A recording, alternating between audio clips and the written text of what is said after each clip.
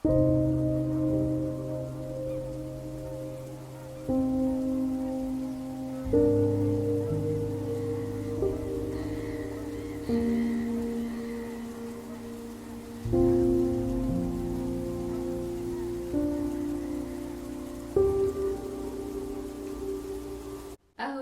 moje meno je Mirka, som psychologička, terapeutka čínskej medicíny. Dnes opäť veľmi výživná a zaujímavá téma, tak poďme na to, lebo je toho skutočne dosť. Nachystajte si pero a papier, možno budete potrebovať zapisovať. Kolagén je celkom dnes popularizovaný. Nie je to len zložka, ktorá slúži na zbohatnutie a predaj, ale skutočne táto zložka je veľmi dôležitá aj na regeneráciu a zdravie našich čriev, a kde môžeme prirodzene nájsť kolagén a naozaj vo veľkých množstvách, bez skupovania možno aj nejakých doplnkov, tak o tom si povieme niečo dnes. Tak kde sa nachádza kolagén? Kolagén sa nachádza najmä v spojivovom tkanive, ktoré zahŕňa kožu, šlachy. Ak konzumujete časti mäsa, ktoré obsahujú šlachy alebo mäso okolo kĺbov, tak príjmate kolagén.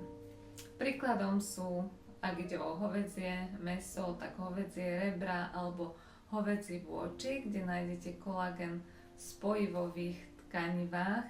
Potom vlastne kosti a kĺby. Ak konzumujete mäso s týmito kĺbikmi alebo varíte vývar z kosti, napríklad veľmi úžasný liek, to je naozaj elixír zdravia, tak z týchto častí sa uvoľňuje tiež veľké množstvo kolagénu. Mäso s vyšším podielom spojivového tkaniva, teda tučnejšie časti, obsahujú aj chrúpavky, šlachy a väzivá, majú teda viac kolagénu, a pri hovädzom mäse patria sa napríklad hovädzí krk, hovädzie lítko alebo nejaké gulášové, teda mäso, lítkový sval má vysoký obsah spojivového tkaniva a je výborným zdrojom kolagénu. Hovädzie rebra, časti okolo kosti a rebra obsahujú nielen tuk, ale obsahujú teda aj šlachy, ktoré sú bohaté na kolagén. Potom ešte napríklad hovädzí chvost, bizardné, ale tiež bohatý na kolagén, najmä ak sa varí teda dlhší čas. Takže opakovanie je matka múdrosti.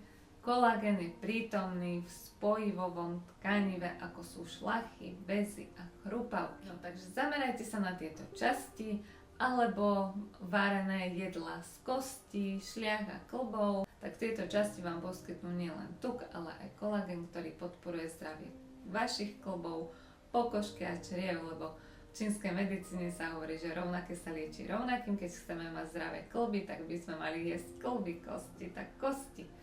No a konzumáciou týchto častí dostávate ale nie len kolagén, ale aj ďalšie dôležité látky, ako napríklad glukózamy a chondroitín, ktoré prispievajú k celkovému zdraviu kĺbov.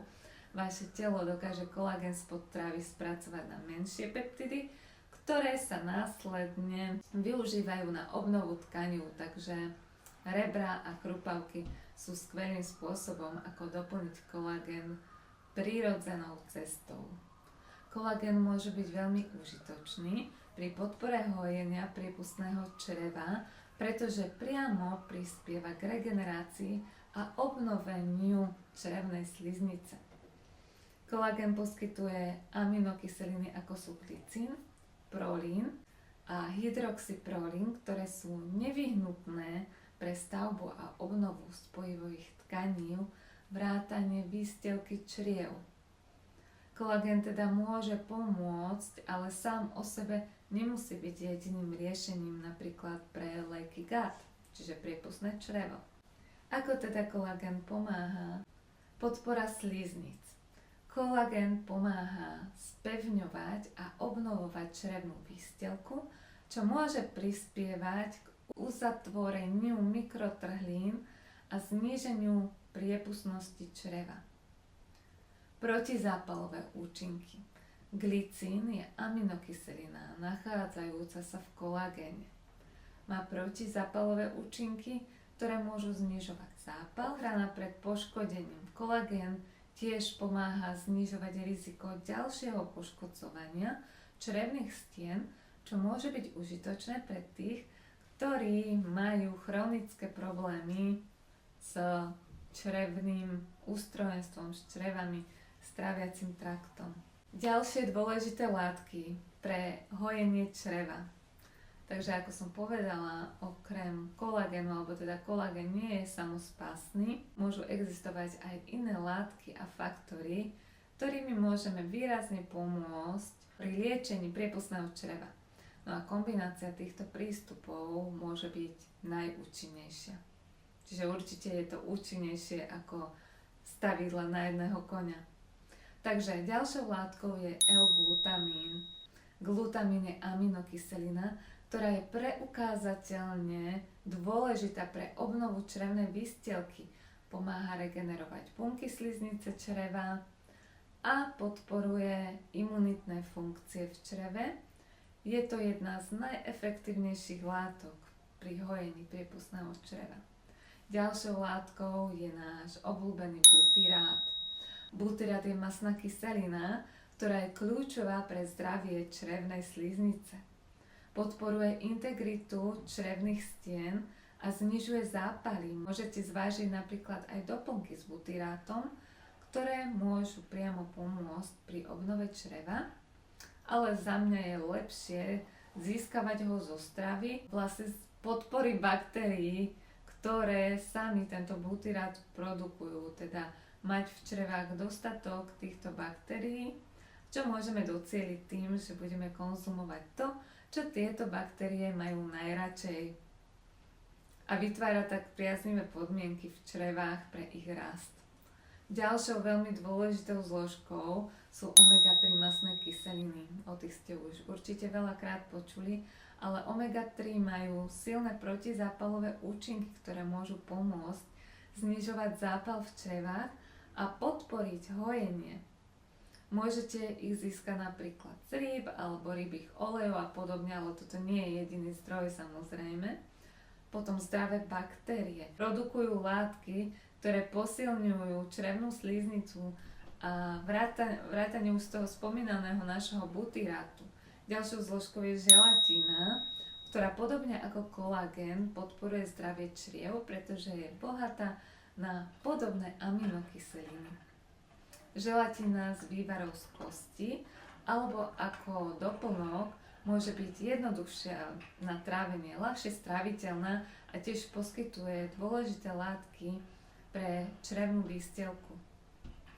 Potom protizápalové potraviny by som tu ešte spomenula, ako je kurkumín z kurkumy a kvercetín napríklad z cibule, ale môžete ich aj ako doplnky užívať. Tak tieto môžu znižovať zápal a podporovať obnovu črevnej bariéry. Ale zase ja som skôr za to získavanie týchto látok z potravy. Kostné vývary, ktoré sme už spomínali, tak tie obsahujú tiež veľa kolagénu, želatíny, minerálov a ďalšie výživné látky, ktoré sú teda, preto sú skvelým spôsobom, ako podporiť hojenie čriev a zlepšiť si trávenie. Takže ako vidíme, kolagén je dôležitým prvkom pri liečbe leaky gut, pretože poskytuje potrebné aminokyseliny na regeneráciu a obnovu slizníc, avšak kombinácia kolagénu s ďalšími doplnkami, ako sú L-glutamín, butyrát, omega-3 mastné kyseliny, môže poskytnúť ešte efektívnejší prístup k hojeniu čreva. Doplňanie týchto látok môže pomôcť nielen uzdraviť črevnú výstielku, ale aj podporiť celkové zdravie čriev a znížiť zápal. L-glutamín je prirodzene prítomný v rôznych potravinách, najmä tých bohatých na bielkoviny. Ak ho chcete doplniť prirodzenou stravou, tu sú potraviny, ktoré obsahujú vysoké množstvo L-glutamín. V prvom rade je to teda mäso a ryby. Hovädzie mäso je jedným z najbohatších zdrojov L-glutamínu, pretože je bohaté na bielkoviny. Kuracie, morčacie mäso, to sú ďalšie zdroje L-glutamínu, ľahko dostupné a dobre stráviteľné, ale tieto ja neodporúčam pre iné veci, ktoré tu teraz nebudem spomínať, konzumovať ľuďom s vážnejšími zdravotnými problémami. No a ďalší zdroj sú teda ryby napríklad, ako je losos, treska, tuňák, tiež obsahujú významné množstvo L-glutamínu a veľmi dôležité sú vnútornosti. Pečeň hlavne, ale aj iné vnútornosti. Tak pečeň a ďalšie vnútornosti, vnútorné orgány zvierat sú bohaté na L-glutamín a ďalšie esenciálne mastné kyseliny, ktoré pomáhajú regenerovať sliznice čriev a podporujú zdravie, celkové zdravie. No a okrem toho tu máme aj nejaké mliečne produkty, ktoré sú tiež bohaté na L-glutamín a to je napríklad tvaroh. Tvaroh má vysoký obsah L-glutamínu spolu s inými aminokyselinami, takisto jogurt a kefír, čiže tieto fermentované mliečne výrobky môžu tiež obsahovať L-glutamín a ďalšie prospešné látky pre čreva. Ďalej sú to vajíčka, bielok sú bohaté na L-glutamín a ďalšie esenciálne aminokyseliny potrebné pre regeneráciu tkaní a zdravie čriev. No a ešte by som sa chcela zastaviť aj pri zelenine. Spomedzi zeleniny je veľmi dobrým zdrojom L-glutamínu, hlavne kapusta, či už biela alebo červená. To proste zelenina, ktorá obsahuje prírodzené množstvo L-glutamínu a je známa svojimi liečivými účinkami na črevnú sliznicu. Využiť na to môžete kapustovú šťavu, tá sa tradične používa na liečbu žalúdočných vredov a podporu zdravia tráviaceho systému. A je to teda surová kapusta. Tá je vynikajúcim zdrojom L-glutamínu. No a kapustová šťava teda zo surovej kapusty sa tradične používa na podporu hojenia traviacich problémov, vrátane už spomínaných žalúdočných vredov, priepustného čreva. No a tu sú nejaké podrobnosti, ako ju môžete využiť. Čiže okrem šťavy, tak vlastne túto surovú kapustu môžete použiť aj napríklad v šaláte a môžete to teda takto konzumovať priamo, keď to nakrájate do šalátu tú kapustu alebo vo forme tej kapustovej šťavy. Je teda ten tradičný liek už na tie vredy a tráviace problémy a ona obsahuje potom koncentrované množstvo toho L-glutamínu, keď to odšťavíte a tým vlastne zosílite tie účinky a podporíte tú regeneráciu črevnej výstielky. No ale pre niekoho môže byť surová kapusta ťažšie stráviteľná a vtedy ju môžete jemne napariť, aby sa zmäkčila, pričom si stále ešte uchová časť toho glutamínu, ktorý bude pre vás benefičný. Opäť by som sa na záver ešte zastavila pri kostnom vývare. Kostný vývar, bohatý na želatínu, aminokyseliny, vrátane L-glutamínu, ktorý podporuje hojenie priepustného čreva. Keď budete váriť vývar z kosti a spojivových tkaní, uvoľnite veľké množstvo aj tohto L-glutamínu, nielen kolagénu a ďalších prospešných látok, ktoré sú veľmi liečivé. Jednoducho ten kostný vývar je aj gro tej tradičnej čínskej medicíny. Je to ten najväčší liek. Čínska medicína tento vývar z kosti považuje za elixír života a je to naozaj skutočný liek pre naše zdravie, pre zachovanie nášho zdravia alebo obnovenie nášho zdravia. Preto by sme naozaj na ne nemali zabúdať a mali by sme si ho všetci pravidelne ordinovať, nielen počas zimy a chorôb, ale pravidelne počas roka ho zakomponovať do svojho jedálnička a vaše telo sa vám rozhodne za tento krok poďakuje. No a odo mňa by to už teda na dnes bolo všetko. Ja vám veľmi pekne ďakujem za pozornosť. Verím, že tieto informácie boli pre vás prínosné, že vám niečo dali. A ak tomu tak je, tak vás poprosím aj o like na toto video. Môžete ho taktiež zdieľať, aby sa dostalo aj k vašim blízkym, priateľom. A šírili sme takto povedomie o zdraví a ako ľahko si môžeme k nemu dopomôcť. Takže okrem toho, samozrejme, ani vy nezabudnite si zapnúť zvonček, pretože tým zabezpečíte, že vám takýto podobný obsah už neunikne a budete vedieť aj vy čo najviac informácií, ako si sami pomôcť, lebo verím, že na tomto kanáli a tieto moje príspevky obsahujú takýto hodnotný obsah a kto by chcel teda sa dozvedieť ešte niečo viac, tak navštívte môj web www.mirkatcm.sk, kde nájdete nielen môj príbeh, informácie o tej mojej ceste, ale v sekcii obchod nájdete veľmi hodnotné kurzy, ktoré sú pre laickú verejnosť. Dokážem vás naučiť ušnú akupunktúru, koho by to zaujímalo. A to je moja láska a tu sa dokáže naozaj naučiť aj laik, ktorý v živote s čínskou medicínou nemal nič spoločné, nikdy ju žiadno nepraktikoval a to je také know-how, ktoré už máte proste na celý život a bude to nielen pre vás veľký prínos, ale aj pre celú vašu rodinu, kde tieto techniky môžete hneď využívať a hlavne ona funguje veľmi rýchlo a keď máte nejaké akutné problémy, tak je to doslova na nezaplatenie, keď si takto rýchlo, krásne viete cez tú ušnú akupunktúru pomôcť. Nemusíte pichať ani ihličky, dá sa rôzne to uško stimulovať, všetko rozoberám v mojom kurze a krásne sa to dokážete z neho naučiť.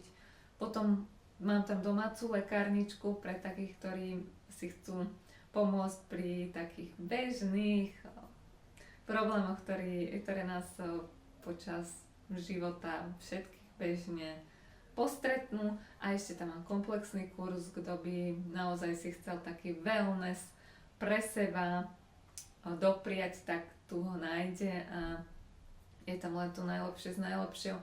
Naučíte sa o čínskej medicíne, všetky tie základné informácie. Okrem toho je tam množstvo rôznych techník, meditácie, je tam cvičenie, sú tam rôzne typy, táto domáca lekárnička, tá ušná akupunktúra je súčasťou a množstvo ďalších vecí tam nájdete, ktoré sú naozaj veľmi užitočné a účinné preto, aby ste si obnovili alebo zachovali vaše zdravie. No a okrem kurzov tam nájdete aj moju tvorbu a to sú obrazy, ktorými som si aj ja vyzdobila svoj byt, pretože to, kde sa nachádzame, tak na nás vplýva. Až 30% to ovplyvňuje naše zdravie a keď my si ten priestor harmonicky zariadíme, zladíme sami so sebou, tak nás to samozrejme bude tiež vyľaďovať do tej rovnováhy a harmonicky budeme ten priestor ovplyvňovať a vyľaďovať. No, takže ďakujem vám ešte raz a vidíme sa zase niekedy na budúce. Ahojte!